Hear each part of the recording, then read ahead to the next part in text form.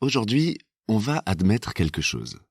Il existe peu de gestes dans l'histoire de l'humanité qui ont conservé, pendant des millénaires, la même valeur sociale, sentimentale et personnelle.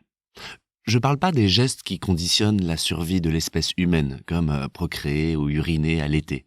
Ce sont des gestes universels, car sans eux, on n'existerait pas. Mais le baiser, lui, ne sert aucun but physiologique.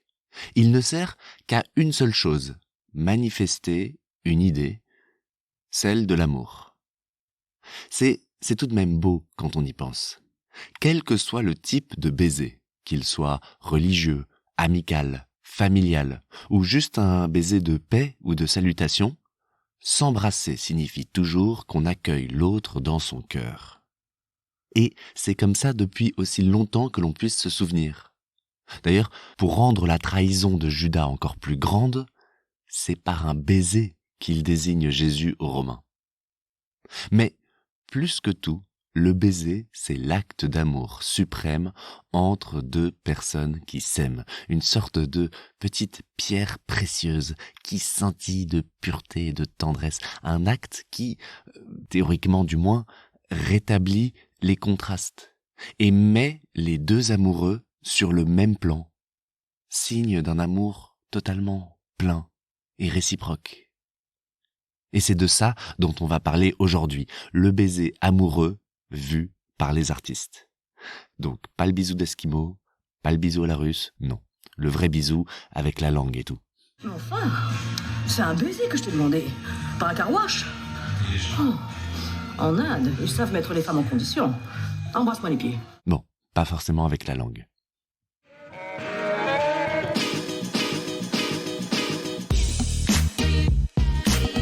J'ai envie d'avoir un baiser de cinéma ici dans la voiture. Tout de suite.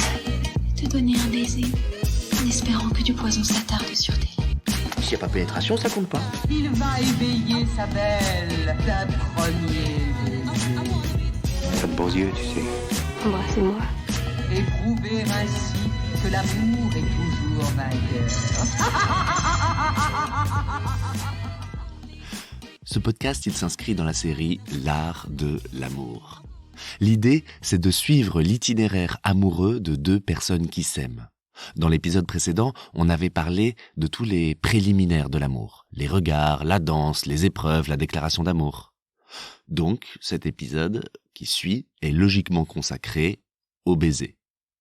Et qu'est-ce qui vient après, à votre avis ? On se met tout nu. Bah oui, faites pas les prudes. Le prochain épisode est consacré à la représentation du désir. Et enfin, après tout ce petit chemin, pour continuer de vous faire planer sur le nuage d'arc-en-ciel romantique sur lequel nous avons pris place avec cette série, le dernier épisode sera consacré à l'amour éternel, celui qui triomphe de la mort. L'idée derrière tout cela, ce n'est pas nécessairement de faire des considérations trop générales sur le sujet. C'est un sujet beaucoup trop vaste. Et bien que certaines choses peuvent être dites, et parmi les premières qui me sont venues à l'esprit et qu'on va aborder en filigrane, c'est évidemment une représentation très patriarcale des rapports amoureux, voire la représentation d'une certaine culture du viol parfois, et aussi en parallèle une invisibilisation presque totale de l'homosexualité, eh bien ces thèmes-là ne sont pas la priorité de cette série. Non. Moi, ce que je veux avant tout, c'est regarder comment les artistes, et au passage les auteurs, ont représenté les petits papillons dans le ventre des amoureux. Et au passage, pourquoi pas peut-être que vous vous approprierez ces papillons pour vous remémorer un souvenir tendre ou pour envoyer une pensée à un être cher. Maintenant, sans plus attendre, rentrons dans le sujet. Et commençons par un baiser très célèbre, celui qui mit le feu aux poudres de l'amour le plus célèbre de notre époque. Je ne parle pas de Brad et Angelina, je parle de Roméo et Juliette. Ici, interprété par Leonardo DiCaprio et Claire Danes. Il a à l'époque 22 ans, elle en a 17. Ils resplendissent de beauté et d'amour en récitant du Shakespeare. Que dire de plus ? Les lèvres s'apprêtent comme deux pèlerins rougissants à effacer l'affront de ce rude toucher par un tendre baiser. Bon pèlerin, vous êtes trop sévère pour votre main, qui n'a fait que montrer dévotion courtoise, car les saintes ont des mains que de ces mains tout pèlerin est en droit de toucher. paume contre paume, tel est le pieux baiser des pèlerins. Les saintes n'ont-elles pas de lèvres, tout comme les pèlerins? Oh oui, pèlerins, des lèvres qu'il leur faut garder pour prier. Eh bien, chère sainte, fasse les lèvres comme les mains. Elles prient, exauce-les de crainte que leur foi ne se change en désespoir. Une sainte demeure immobile, même si les prières sont exaucées. Alors ne bouge pas, tandis que je recueille le fruit des miens.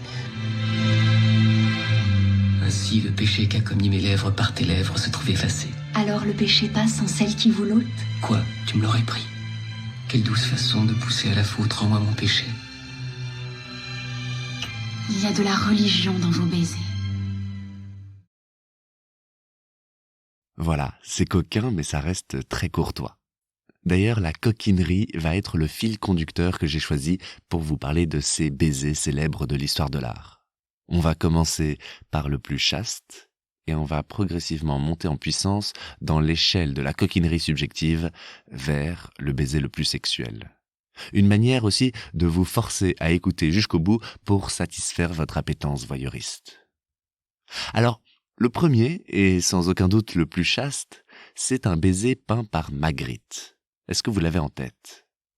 Un homme et une femme se font face, elle porte une robe rouge sans manches, lui un costume cravate noire, derrière eux le ciel, autour une architecture très basique, ils s'embrassent. Enfin, plus ou moins. Ils ont un voile qui leur couvre le visage. Chacune de leurs têtes est emballée dans un drapé blanc, et leurs lèvres, en fait, ne se touchent techniquement pas, ou seulement par l'intermédiaire du tissu. Et les interprétations derrière ce baiser sont nombreuses.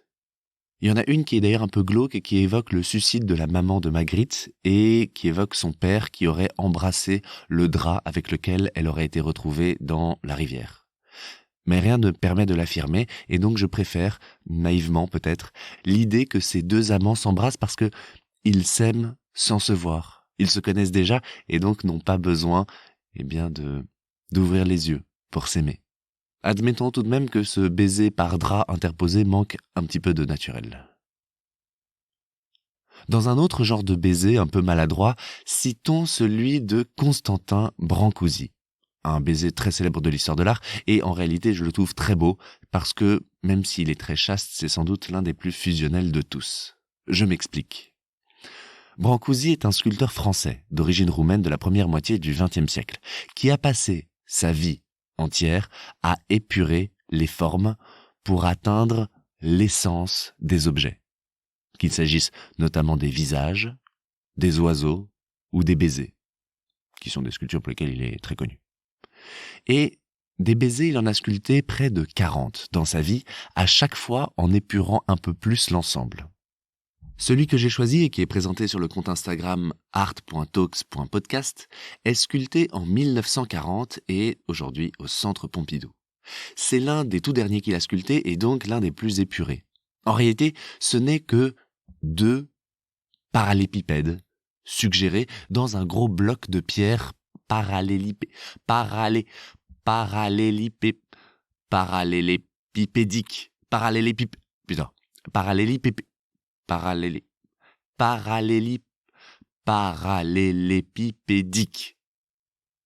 Voilà. Bon, ce sont 2 gros rectangles suggérés dans un gros rectangle de pierre. Et rien n'humanise, en fait, ces 2 blocs de pierre, si ce n'est un demi-rond pour les yeux, des bras rectangulaires uniquement évoqués par des lignes et un tracé qui évoque la chevelure sur l'arrière du crâne. La femme a une sorte de sein ou de protubérance minérale sphérique et des cheveux un peu plus longs, et c'est l'unique différence qui distingue le bloc de pierre homme du bloc de pierre femme. Pour le reste, la réalité c'est que ce ne sont que 2 gros rectangles qui se prennent dans les bras et se font un bisou, et il faut un gros effort d'imagination pour voir ce fameux bisou. Je sais pas pourquoi, mais je suis ému par cette pierre que certains pourraient confondre avec un parpaing, mais c'est un parpaing avec beaucoup de tendresse, avec 2 amants totalement fondus l'un dans l'autre, d'un seul et même bloc, et l'idée est belle. You're mine, and I'm yours. And if we die, we die. But first we'll live. Bon, à ce stade du podcast, je vais vous avertir de quelque chose. Il y a 2 baisers très célèbres de l'histoire de l'art que vous vous attendez peut-être à retrouver. Et c'est mon devoir de vous prévenir que vous allez être déçus. Il s'agit du baiser de Klimt et il s'agit de l'histoire de Paolo et Francesca, racontée dans la Divine Comédie et qui est aussi l'une des représentations de l'amour par excellence. Vous ne les trouverez pas dans cet épisode car ils sont dans l'épisode 4 sur l'amour éternel, celui qui triomphe de la mort, et puis c'est tout, c'est comme ça. En attendant, je vais quand même faire sonner les violons avec l'histoire d'amour et de psyché. Et quitte à faire sonner les violons, autant que ces violons soient jolis, par un pro de la chope, j'ai nommé Chopin.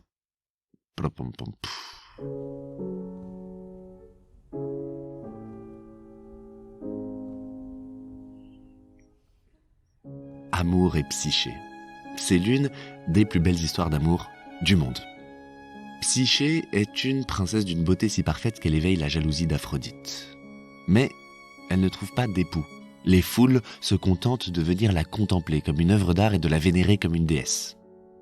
Alors évidemment, Aphrodite, déesse de la beauté, est un petit peu jalouse de cette rivale. Et elle ordonne à Eros de la rendre amoureuse du mortel le plus méprisable qui soit.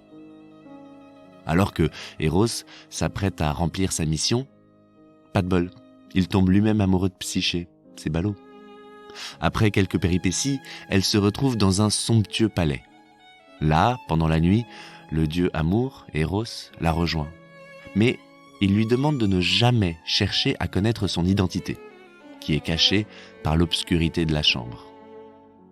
Toutes les nuits, il lui rend visite, puis la quitte avant l'aurore.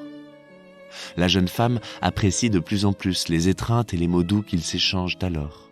Rien ne manque au bonheur de Psyché, si ce n'est de connaître le visage et le nom de son amant nocturne. Elle découvre alors le jeune homme, le plus radieux qu'elle ait jamais vu. Mais par mégarde, une goutte d'huile brûlante tombe sur l'épaule droite du dieu endormi qui se réveille aussitôt et s'enfuit. Psyché est désespérée. Elle tente de mettre fin à ses jours, mais elle est rattrapée in extremis et on la persuade de reconquérir le cœur de son bien-aimé. Il lui arrive encore plein de péripéties, Aphrodite la met à l'épreuve, et au cours d'une épreuve qu'elle doit accomplir pour retrouver son amour, elle plonge dans un sommeil profond, semblable à la mort. Entre-temps, Amour, dont la blessure a cicatrisé, dont les forces sont revenues, s'est échappé du palais d'Aphrodite, et lui, il est évidemment toujours épris de Psyché. Alors, il va la retrouver, et il la réveille avec un baiser.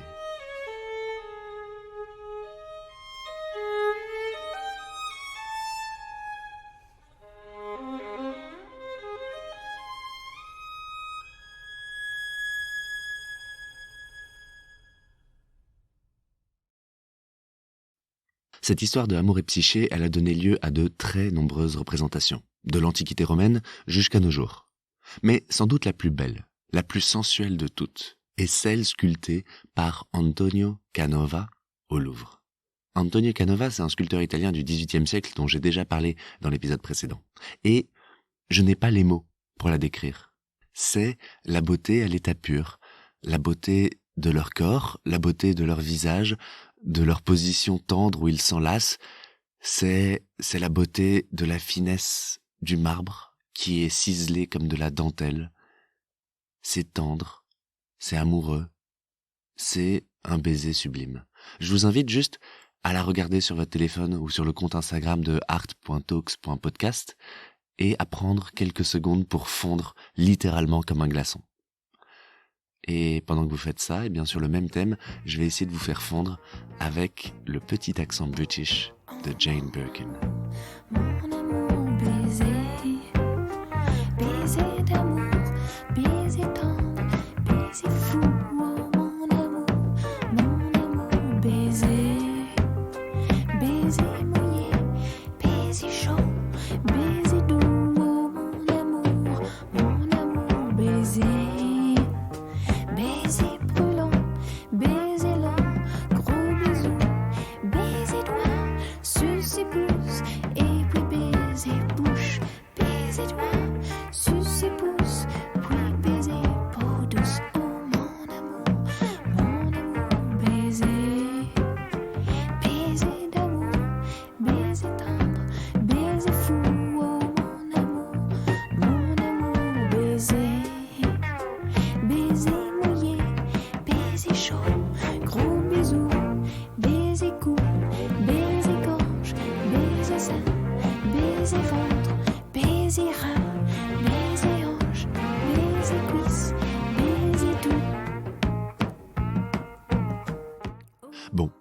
À ce stade, j'aimerais qu'on réalise que toutes ces représentations de l'amour que j'ai évoquées, que ce soit Brancusi, Antonio Canova, Magritte, ont été très hétéronormées.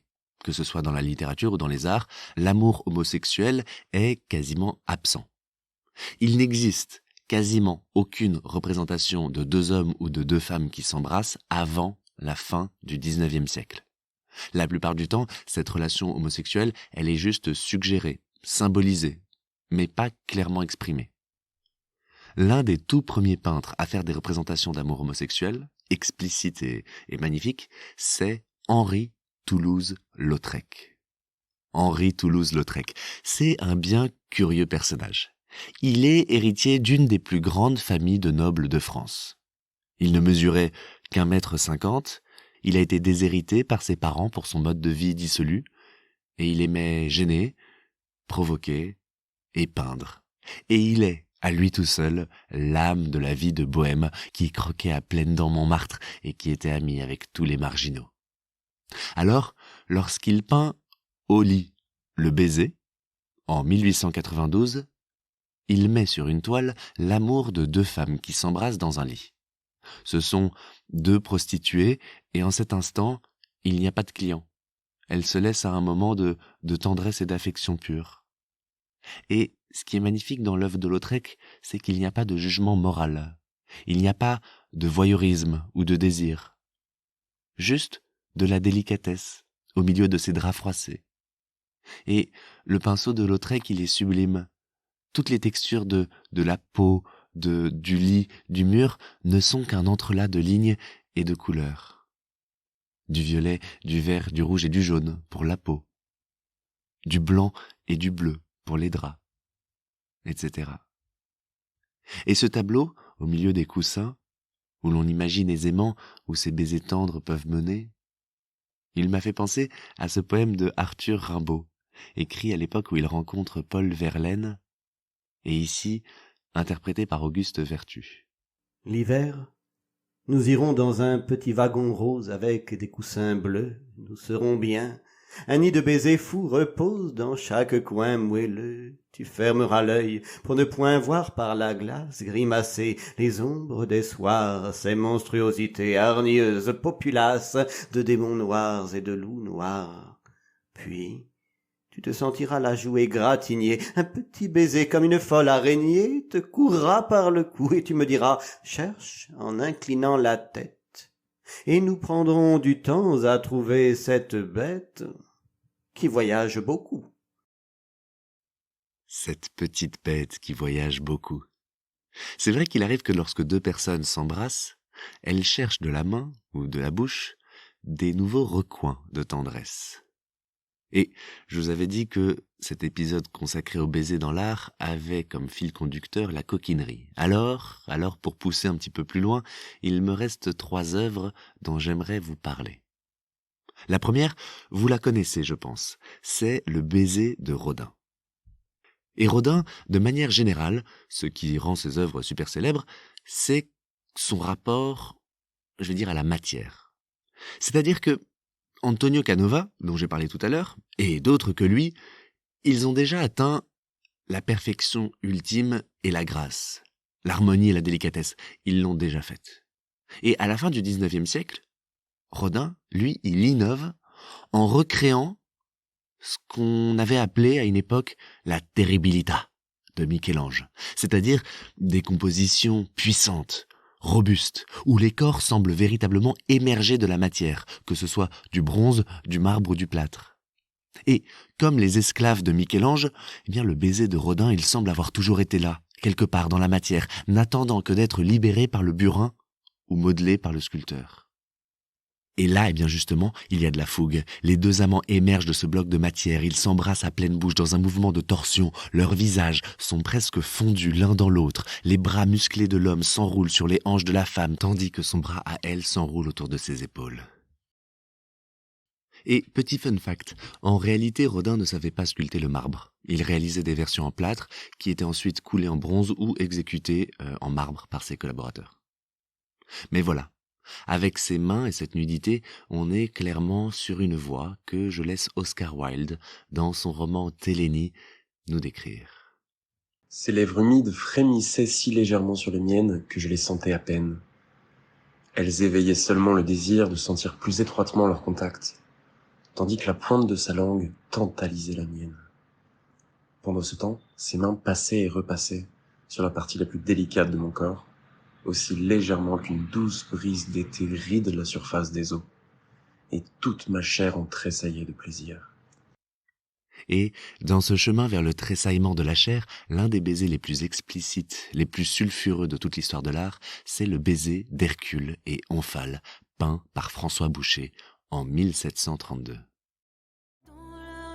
Des tenues charmantes, maquillées comme un fiancé, garçon-fille, l'allure stupéfiante, habillée comme un fiancé, cheveux longs, cheveux blonds colorés, toute nue dans une boîte en fer. Il est bel, il est beau d'écrier, outragé, mais j'en ai rien à faire. J'ai pas envie de la voir nue, j'ai pas envie de le voir nu. Et j'aime cette fille aux cheveux longs, et ce garçon qui pourrait dire non. On se prend la main. Est-ce que vous connaissez l'histoire de Hercule et Omphale ? En 2 mots, Hercule, pour acheter son pardon après avoir commis une terrible faute, se met en esclavage au service de la reine de Lydie, Omphale. Omphale se plaît alors à travestir le héros et à inverser les rapports de force. Elle porte la massue et la peau de lion tandis que lui porte des fichus et file la laine. Mais l'un et l'autre finissent par tomber fous amoureux, sans que l'on ne sache très bien qui manipule qui. Sur le tableau de François Boucher, dans un décor fait de coussins de velours et de drapés, tandis que 2 petits cupidons jouent à leurs pieds, Hercule et Omphale s'embrassent avec passion. Elle, en signe de supériorité, de force et de domination, a mis sa cuisse nue sur les jambes d'Hercule. Elle s'apprête littéralement à le chevaucher. Lui, en retour, attrape son sein à pleine main. Il le presse. Elle a le corps blanc diaphane, lui est hâlé. Tout tourbillonne, les tissus, les corps, les mains, les jambes, les langues aussi. C'est de très loin l'un des baisers les plus provocants et les plus sexuels que j'ai pu voir. Et il y en a un autre qui, à mes yeux, est au même niveau. C'est Mars et Vénus, peint en 1580 par Palma le Jeune. Et il présente un point commun troublant avec le tableau de Boucher. C'est que c'est la femme qui prend l'initiative du baiser et qui prend le dessus dans le rapport amoureux. Ce qui, à la réflexion, m'a quand même paru assez étonnant parce que ces tableaux ont été peints à une époque très sexiste, patriarcale, où les représentations de la femme sont généralement très passives dans l'amour, juste dans un état de disponibilité sexuelle, où le désir féminin est condamné par la morale chrétienne et où c'est toujours l'homme qui est à l'initiative du rapport. D'ailleurs, sur la question du désir féminin dans la morale chrétienne, rendez-vous au prochain épisode consacré au désir, on va se régaler. Mais là, comme je disais, dans ce tableau de Mars et Vénus de Palma le Jeune, c'est la femme qui prend les commandes. Vénus est vue de dos, au-dessus de son amant, qu'elle embrasse et dont elle cache le visage.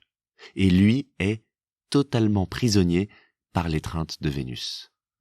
Et ils sont sur le point de... Enfin voilà, moi je vais m'arrêter là parce que sinon ce podcast va finir par se transformer en téléphone rose et au risque de vous décevoir, ce n'est pas mon objectif. Je vous invite plutôt à regarder l'œuvre sur le compte Instagram de art.talks.podcast.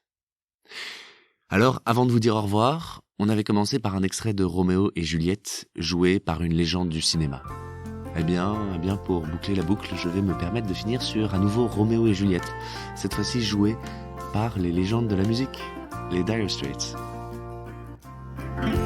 A love-struck Romeo, sing the streets a serenade, laying everybody low with a love song that he made. Find the streetlight, steps out of the shade, says something like, you and me, babe, how about it? Juliet says, hey, it's Romeo, you nearly give me a heart attack. He's underneath the window, she's singing, Leila, my boyfriend's back.